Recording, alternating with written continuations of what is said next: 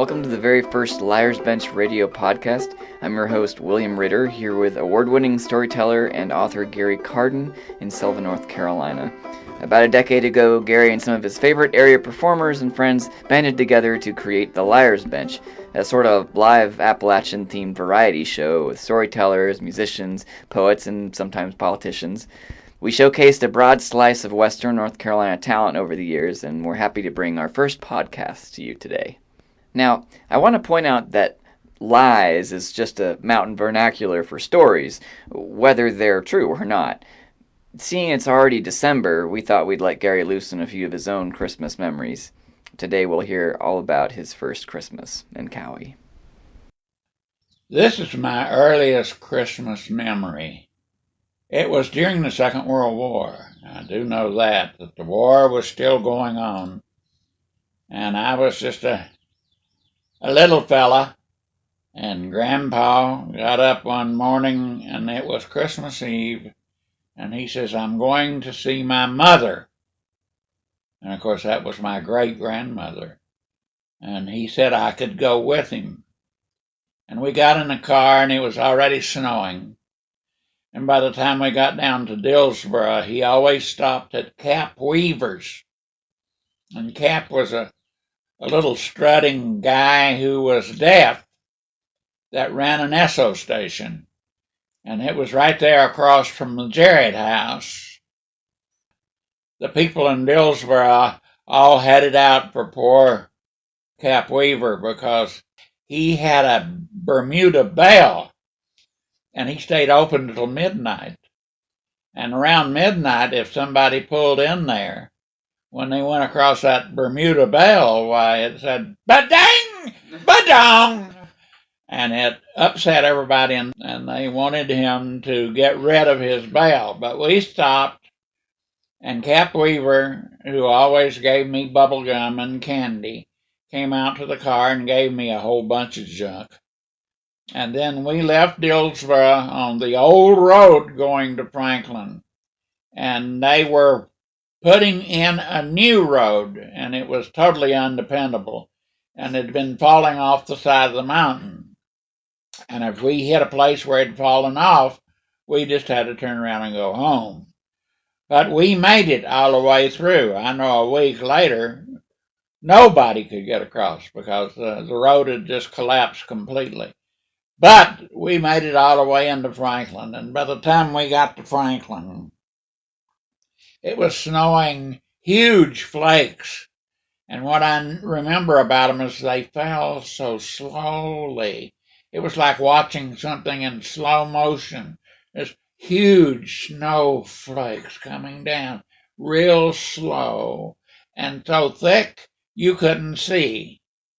Well, here we go through Franklin and out toward Cowee and Leatherman Gap. And by the time we got close to Great Granny's, it was getting dangerous.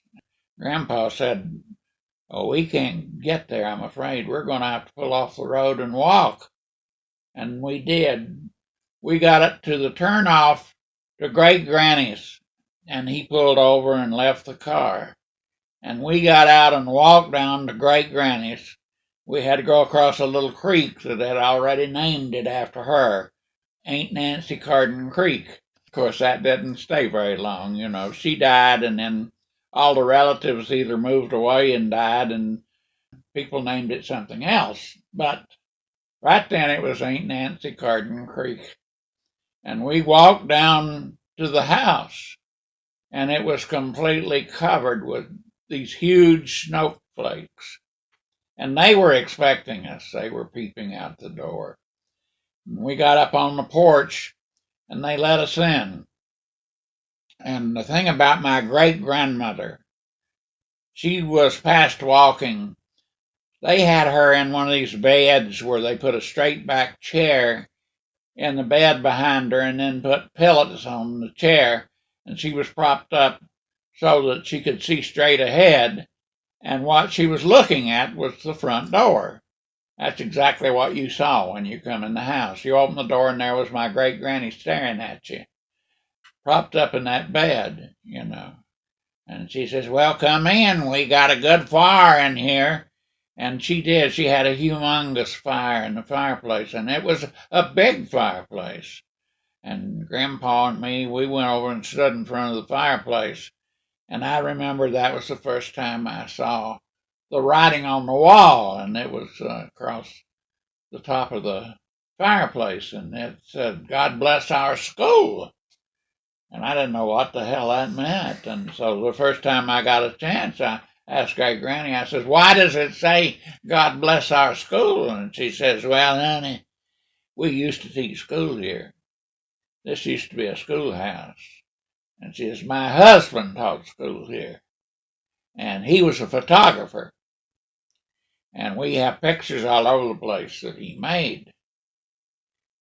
Well, that night, we slept in the attic. And we went up the steps to the attic, and there was a feather bed up there. And I'd never been in a feather bed before, and it's something to experience. We just sort of vanished into that feather bed. And you laid there, and I became aware of the fact that snow was coming through the cracks in the attic. There were holes in the roof and so forth. Well, there were lines of snow across me in the bed where it snowed through the attic. And when I woke up the next morning, there were those little lines of snow across the bed all the way down. And Grandpa said, get up and let's go down the stairs. Now, don't say anything. Don't show your ignorance. Just keep your mouth shut. Of course, he had a good reason to say that because I saw things I'd never seen before in my life. We got to the foot of the steps, and there was a big washpan, and it was full of water, but the water was frozen. And my granddaddy just took the pan and beat the ice with his fist and got some hot water and poured it in, and it says, wash your face. And so I washed my face and washed my hands, and then we went and stood in front of the fireplace until breakfast. And breakfast was terrifying. I never seen so much food. They just kept hauling food in. And then relatives started arriving, and there was Ardale and his wife and his two boys, Lyndon and Fred. And the next thing you knew, the house was full, and we were all sitting around that huge fireplace. And I realized that I was looking at a fireplace that not only provided heat, it provided light, and they cooked in it. They had a big Dutch oven stuck right in the middle of it all. But there was also a stove in the kitchen. I guess they had the best of both worlds. And the next thing you knew, we had cat head biscuits and gravy and sausage and the whole works. But I'll never forget going up them steps into that attic, and there was shoe boxes all the way up that were empty except they were stacked full of photographs. And they were 10 types. And so my grandfather's father, my great grandfather, had made pictures that he had to take outside and lay in the sun, and the sun developed them. And the attic was full of the pictures that he made. Great Granny said we got practically everybody in Cowee up there. Well, the next day after we had spent that night was Christmas Day. And all they did was sit around that fire and tell stories. And some of the stories were so long and complicated, I'm not going to try to tell them. But I heard all the big stories that they told on Christmas Eve. And we all sat around and ate sausage biscuits, and we had eggs and gravy, and it was wonderful. And as thick as the snow was, Granddaddy wanted to go to the cove, and I didn't know what that meant. And I said, why are we going to the cove? And he said, because I own it. And that's where I'm coming to live when I'm an old guy. And so we went up in the cove, and I'll tell you, it was waist deep in snow when we got up there. And I saw things I'd never seen before in my life, and I've never seen since. I saw grouse, pheasants flying all over the place. And he would tell me, I'm going to build a house right over there, and he had it all picked out. He says, I'm going to have chickens, but they're not going to be in the light. I'm just going to turn them loose. They're not going to be in a chicken house or anything like that. They can roost in the trees. Everything is going to be free out here. And he said, that's the way I want to live when I get to be an old guy. The weird thing is, of course, that never happened. My granddaddy never got to live in the Cove, and of course, he never stopped talking about it. I listened to him talk about it for years. We used to ride the oil truck all the way to Kaiser's Valley, and people hated my granddaddy because he drove that oil truck and it went 10 miles an hour, and we went all the way up that mountain with every damn tourist from Florida behind us and the horns blowing, beep, beep, beep, beep, and there wasn't any pullovers. And so my granddaddy killed the time by telling me, when I move in the Cove, boy, I'm going to drive this damn oil truck over the side of a mountain someplace and let it roll into some godforsaken holler and let the rattlesnakes and the possums live in it. And I'm going to the Cove. And when I get there, I'm going to have some chickens. Barred Rock chickens is what I want. I'm going to have 2 springs. I'm going to have chickens that live wild in the woods, and I have to go out and find the eggs. I can't wait to get there. And now and then we'll flush us a quail or a pheasant for a Thanksgiving dinner, maybe. But of course, none of that happened. Because he sold that land to pay the lawyers to keep the man in prison that killed my father. And he sold some more of the land when Uncle Albert was dying in the VA hospital in Black Mountain. And finally, the money was all gone, and the people from Florida got the Cove. And life went on. I've always thought it was tragic that my granddaddy is buried in Love's Field, going out of Silva, just about 10 or 15 yards from a highway. And there's that traffic that he hated, so he used to tell, I'm going to be so far back when I'm up in the Cove, I'll never hear another horn. I'll never hear another strip gear. I'll be so far back, all I'll hear is wind and rain and water. But we didn't know all that then. And the world was wonderful, and there was the pheasants and the grouse and that heavy snow, and sitting around that gigantic fireplace. And my great granny asking me, had she ever told me guys from the prison camp? And of course, she hadn't told me anything. And so I said, what, great granny? What do you mean? And she says, well, it was a couple of years ago, but it was on Christmas Eve. She says there was 2 convicts come to the door. They had escaped from the prison, Macon County, and they had been told by somebody in that prison, if you get out and they don't catch you, you go to Aunt Nancy Carden Creek and knock on the door, and she'll feed you. And there they were, 2 prisoners from the chain gang standing on the porch. And it snowed then, too. Wasn't as big as this one, but it was a big snow. And I said, well, boys, I don't have room for you in the house, but let's make them some sausage biscuits and put them in the barn. And so we done that, and they went out and slept in the barn. They got up bright and early the next morning, and they left. Now, here's the thing about that. One of them came back to see me years later and introduced me to his wife and his children. He said he made it home and he never went back to prison, and he wanted to thank me for making it possible for him to rejoin his family. Well, good heavens, I was related to heroes. in Macon County. I've never forgot that, and of course that wasn't the last story my great granny told me. She told me a lot of stories. Sometimes I need to tell you the story she told me about another time, and it's the time I remember when she told me what happened to our great great grandfather.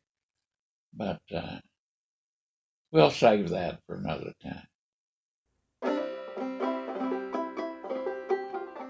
That's all for the Liar's Bench today. Now, we can't pass around the hat like we did at our shows, but if you'd like to sponsor a future podcast or buy a little advertising space, then drop us a line at liarsbenchpodcast.podbean.com. That's Liar's Bench with no apostrophe, podcast.podbean.com. Thank you so much for joining us. I'm William Ritter, and you've been listening to the Liar's Bench podcast.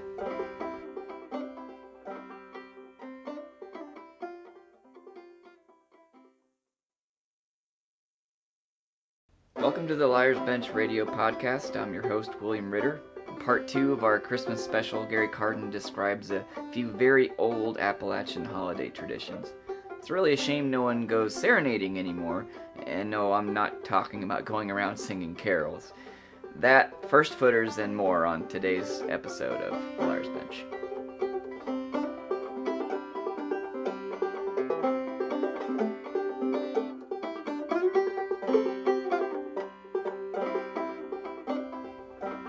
When I visited Gary's house to record this episode, he motioned me towards a giant drawing pad hanging above his stairs.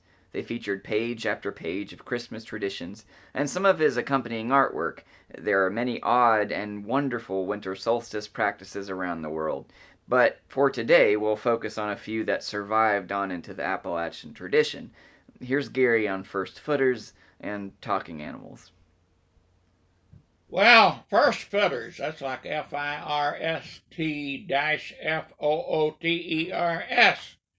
The tradition of first footers is the tradition or the old superstition that the first person to step across the threshold of your house on Christmas morning, now there are some people that only did it on New Year's, so it was the first day of the new year. But regardless, it was what kind of year you were going to have. Were you going to have good crops? Were everything going to sell well? Were you and your wife going to get along? Were you not going to get rheumatism? Were you healthy? Or were you going to be sickly? Or were you going to have a lot of bad luck?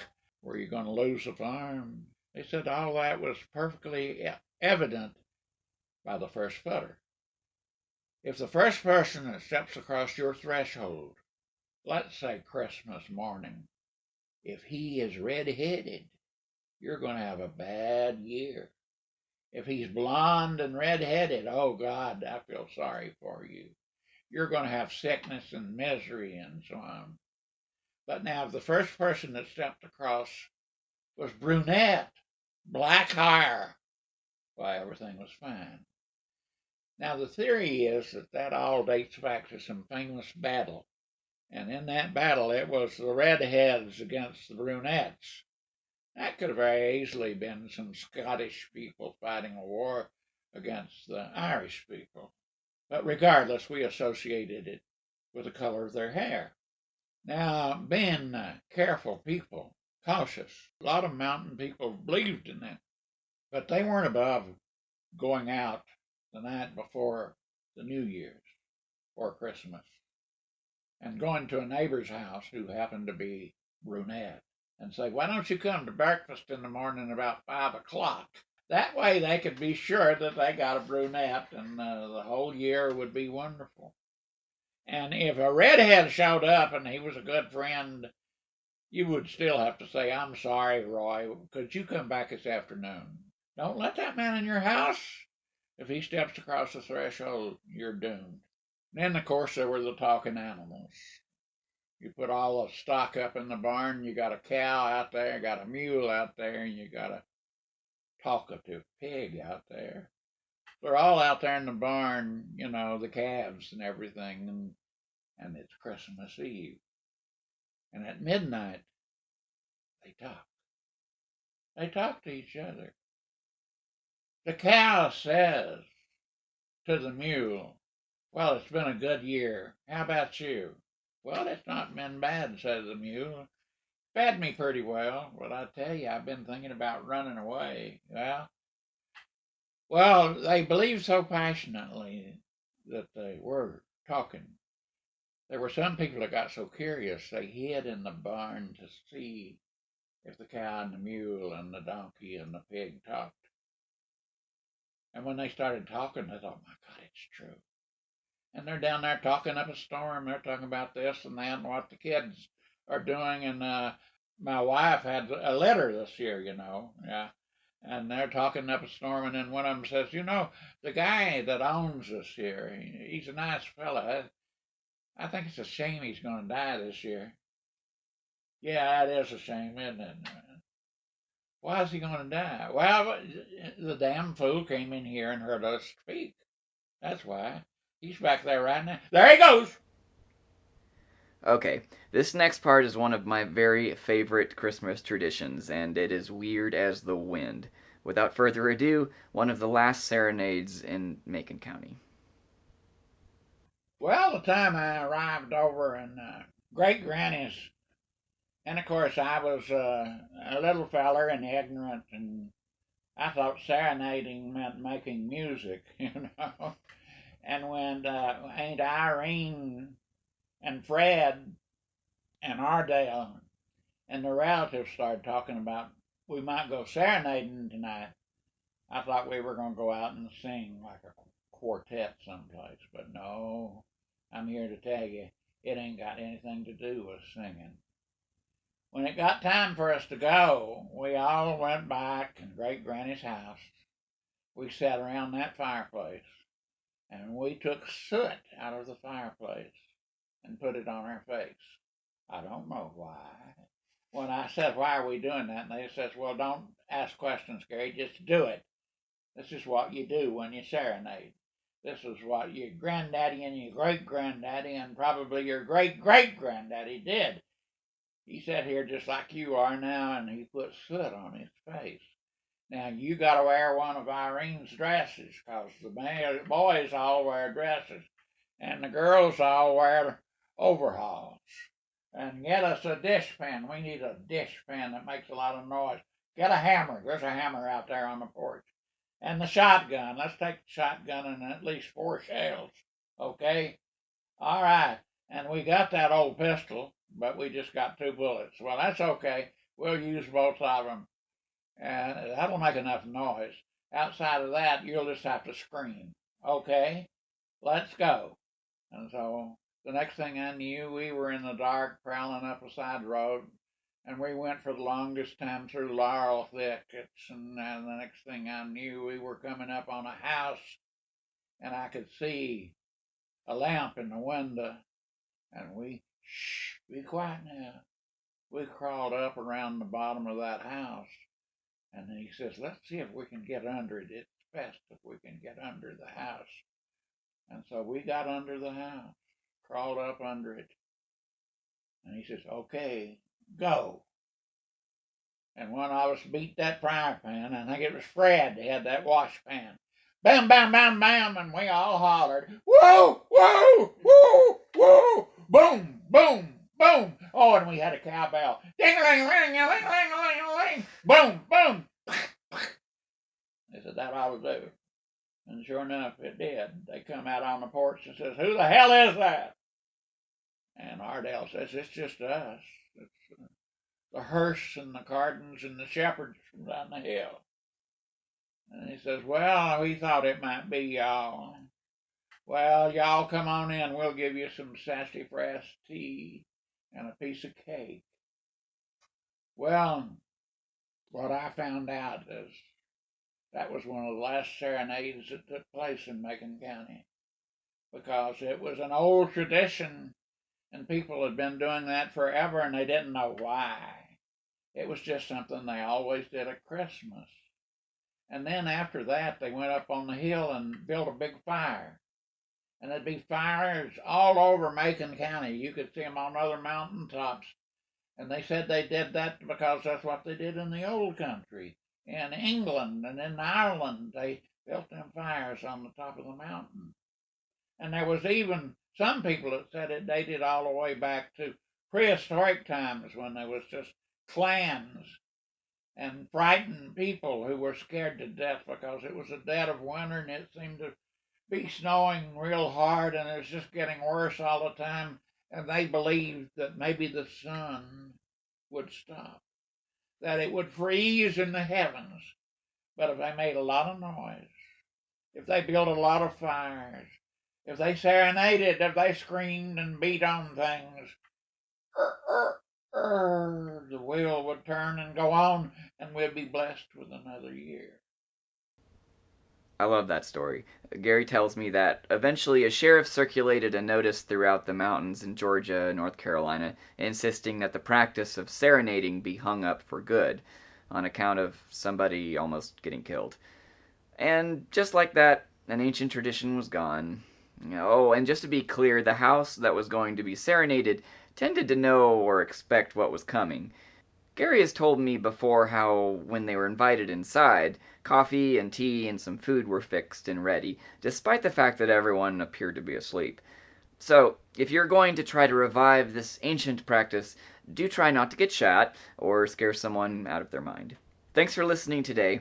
We'll leave you with a Christmas song you've probably not heard before, but before we get to that, just a quick note. Our live shows were always free, but we do think that it is very important that artists receive something for their work, so if you're interested in sponsoring future shows or making a donation, please reach out to us via the Contact Us link on our website, liarsbenchpodcast.podbean.com. Every once in a while for our Liars Bench shows, Gary would ask me to write a song or sing an old song.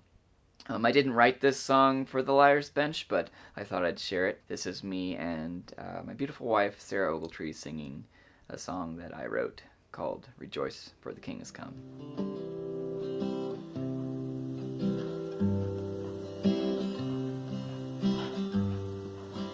Bethlehem, oh Bethlehem, he was born in a town called Bethlehem. He was born on Christmas Day. Should the skies have mourned for the babe newborn, who would die for us one day? Did the shepherds yet know the awful death for which the sun would pay? Rejoice, for the King has come. Make a joyful sound as you gather round and rejoice, for the King has come. Rejoice, for the King has come. Did the stars above stir and move with love as a child in a manger slept? Would the trees bend down for his starry crown, and with falling leaves have wept? Rejoice, for the King has come. Make a joyful sound as you gather round and rejoice, for the King has come. Rejoice, for the King has come. On this winter night, 'neath the joyful lights, mid songs of hope and love, send a simple prayer through the chilly Give thanks for the birth of a baby boy. Give thanks for the babe born that day. Rejoice, for the King has come. Make a joyful sound as you gather round and rejoice, for the King has come. Rejoice, for the King has come.